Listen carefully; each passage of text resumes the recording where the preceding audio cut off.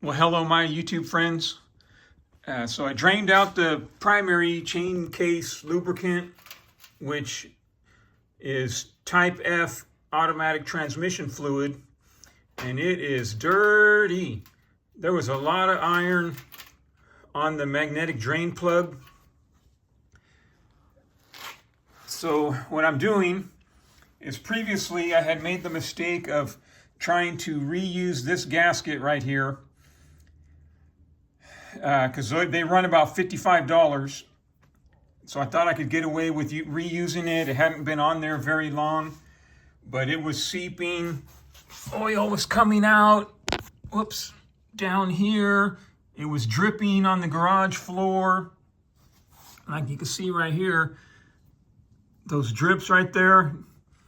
In all the years I've owned this bike, it has never leaked oil onto the garage floor or in the parking lot. And it was doing that, so I can't have that. And you don't want oil getting on the back tire. So I had to break down and buy a new gasket. So I'm going to pull this off, clean out the inside, wipe down the inside of it, double check the compensating sprocket nut and the clutch nut for torque spec. Then slap it back on. So I'll show you the process. Should only take a little while. All right, stand by. All right, my friends, so when removing the outer primary, you got to start with, I believe, this one and this one, because they go all the way through and bolt to the inner primary. These should be the long ones.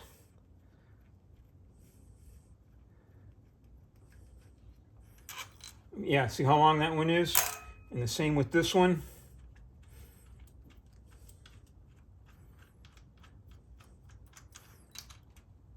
So you can remove, and eventually I'm going to need to, so I might as well do it now. But these ones, they go only, see how short they are? So they bolt to the outer primary, and these two bolt to the inner primary. So these two have to come out to remove the outer primary cover case. And look how oily that is, because I didn't change that gasket either, and it's seeping oil everywhere. This one right here. So the book tells you not to reuse the gaskets, and the book is right. Don't reuse the gaskets, even though they're expensive. So look how much metal. And like I said, I believe that's coming from the compensating sprocket.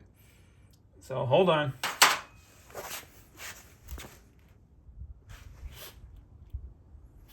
All right. Now, the derby cover, as it's called, I have reused this gasket. I think I said that already.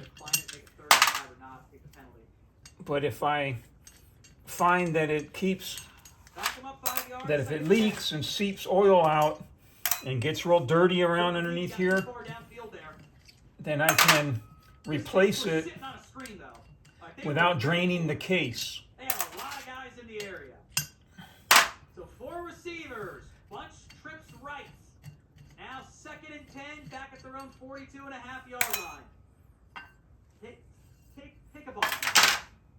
Now start pushing it. Prescott takes the ball to Tolbert, who drops it. He got rocked by Tyrann Mathieu.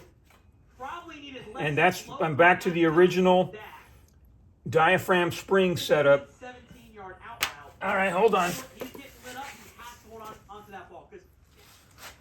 No more. All right, I still have 2 of the original bolts in here. You may be wondering about this mallet. So the original ones are hex and whatever size that is. But I give them just a little tap. You heard that? And now they'll come out easy. I don't know what. You shouldn't have called a deep dig to break. The rest of them, I have to use this deep well 3/8 because they're all spiky. That's going to be a 15-yard gain. You're in field goal range, marching the ball, and your dumbass receiver falls down. The Cowboys are blowing it, if you're wondering what that is in the background. They showed that all 22 angle. All right, time to air it out. Oh, good. Jalen Brooks back out there on offense. All right, so Out there. all the bolts are out. There's 2 studs that are holding it in place right now. When you're working on your own bike, be careful not to drop it and cause damage. The line wasn't going to be open because they ran 4 hitches. You don't want to damage the outside and you don't want to damage the sealing surface. Here's a little round donut. I bought new of that one. All right, hold on. Seems tight. Shotgun set, 4-man pressure. It's coming free. Prescott out route, caught again for a first down. Okay, hold on. Jalen Brooks, clock is running. Oh, that's terrible.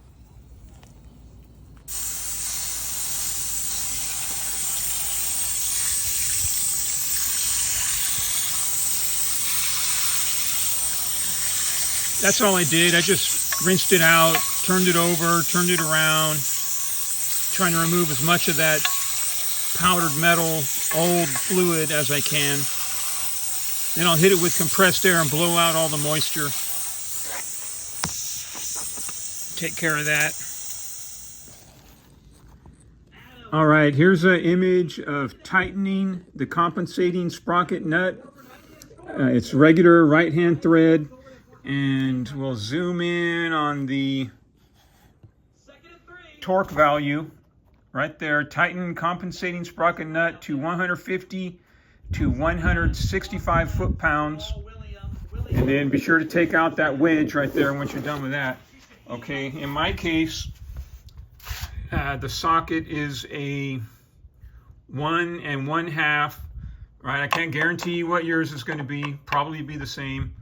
That's a snap-on. I bought it for just this purpose. It was very expensive.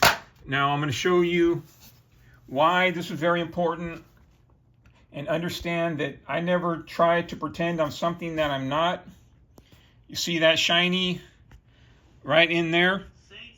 Because I had the nut come loose, even though I torqued it properly, and it rubbed against that. It was making a weird. So if you hear that noise, it's the compensating sprocket with way too much movement because the nut's backing out. And, you know, could have been any number of bad things resulting, but I figured it out in time. And, in fact, when I retightened that, that's when I reused this gasket right here, which was a mistake, but, you know, that's how you learn. Okay, let me start putting this thing back together. Okay, hold on. All right. Now, I did tighten this to 155 foot-pounds. The nut did turn considerably before the torque wrench, went click, click. I'm going to have to check that every 3,000 miles or something. But regardless, so you can see the new gasket is in place, held in place by that stud, and there's another stud over here. Now you want to make sure that gasket is as flat as possible, because when you put the cover on, if it's bent, then that'll pop off like that, and it'll fall down, and it'll be a big pain in the neck. So you want that gasket very flat. If it gets damaged during transport, you're going to have to bend all the bends out of it. And then right here, can't really tell, but those 2 gaskets, right, they come on little things like this. They have stickum on them, so that holds them in place. So don't forget those whenever you replace this one right here. Let's see if I can get this cover onto the studs right here without disturbing the gasket.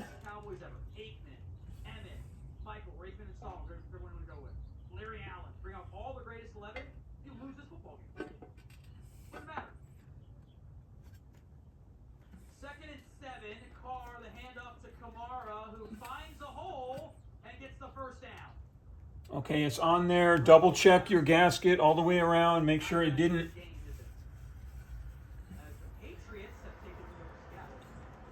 come loose. Grab one of your long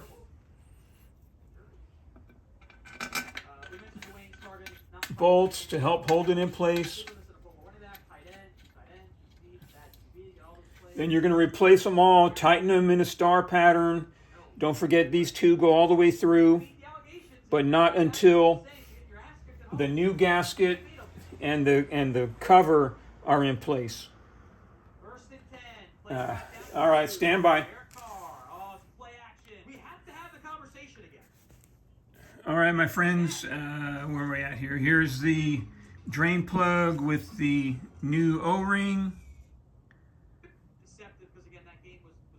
So it's also a 3/16 hex. And of course it goes down here. All right, don't forget to replace that piece.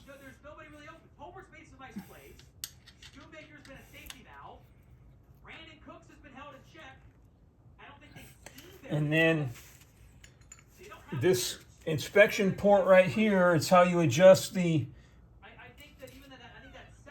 chain tensioner. Remember that you got two bolts that go all the way through. So this one of them's the top one.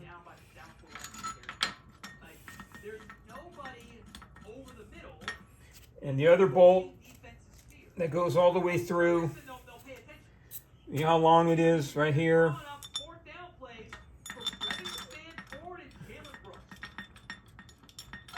And yes, that's a new gasket. Here's the old gasket. And I'm going to put these two small ones in right there and right there. And then we'll add the fluid. Okay, hold on. Okay, let's take a look at the service manual again. So there's a drain plug, 3/16 Allen. And you're supposed to be able to see the fluid right there. It's difficult to see, so I just go by this number right here. If I can focus, there we go.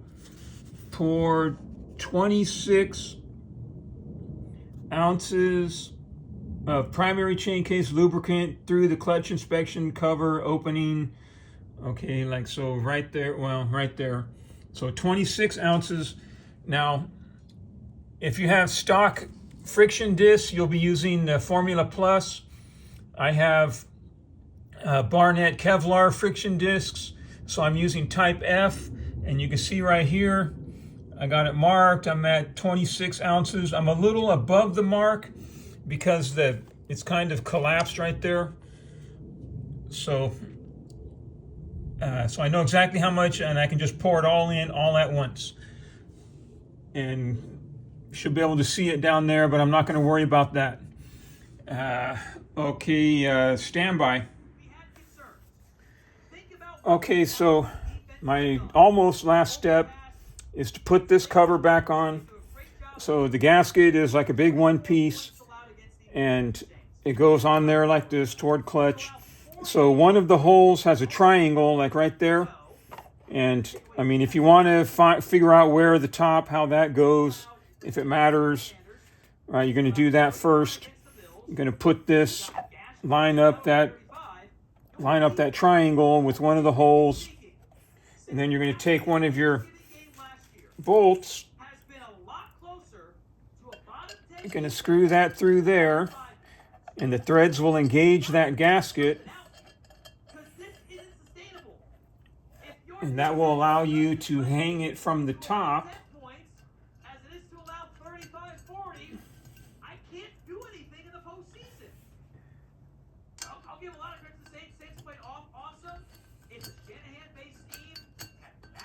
And then you can put the other 5 in and hit it with some Windex, get rid of that grease. All right, my friends, I'm like almost done here. I just got to clean up right here and then take it for a quick test drive. But I know it's correctly reassembled. I know that I removed this. I did not forget to remove that block. Make sure you, yeah, don't leave that in there. Otherwise, you won't go very far. I'm going to take it for a test drive. I'm sure everything's good. If not, then I will add another couple minutes explaining what I did wrong. All right, my friends, you have a good day. All right, my friends, there's a step that I skipped, and that is using red Loctite. So here's the clutch hub main shaft, and here's a picture of the compensating sprocket nut. Here's a diagram of the compensating sprocket assembly.